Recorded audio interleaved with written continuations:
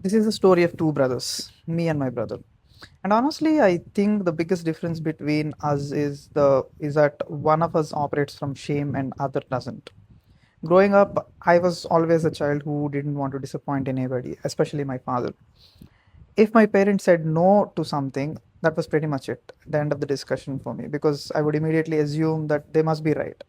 I would suppress what I wanted and move on. My brother was different. If he wanted something, he would push for it. He would argue. He would negotiate. He would disagree. He wasn't trying to be disrespectful, but he just didn't automatically assume that someone else's opinion was more valid than his own opinion. I remember one incident very clearly that this was 20 years ago when it was summer. My brother wanted to buy an AC for the house, but he couldn't because he was a student. And my father was completely against it. And he was like, this is beyond our financial standards right now, and we can't do it. Now, if I had been in that situation, I would have probably dropped the idea right there. I wouldn't have wanted to upset anybody, especially my dad. So I would have just stopped myself. But my brother, being my brother, he didn't let it go. He kept on fighting to a point where my dad got angry and threw a debit card at him and asked him to do whatever he wants. And guess what? Few hours passed, and my brother actually went to a store and bought an AC.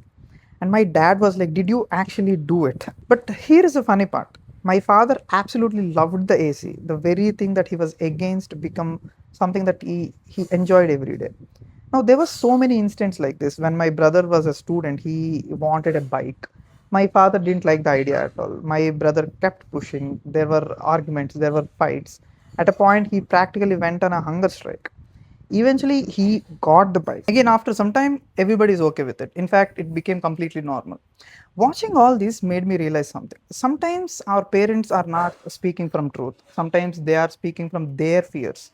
Sometimes they are speaking from their own wounds. And when you are somebody who carries a lot of shame, you don't just listen to their fears. You treat their fears as absolute truth. That's the difference. A person operating from shame hears a no and thinks maybe I'm wrong.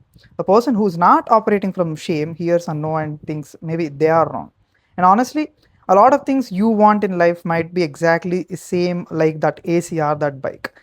The people around you may dislike the idea today, they might fight you on it, but they may tell you that it's a bad decision, but their reaction is not the proof that your desire is wrong. Sometimes they are just unable to see what you can already see. And sometimes a few years later, they'll end up loving the very thing that they once tried to stop you.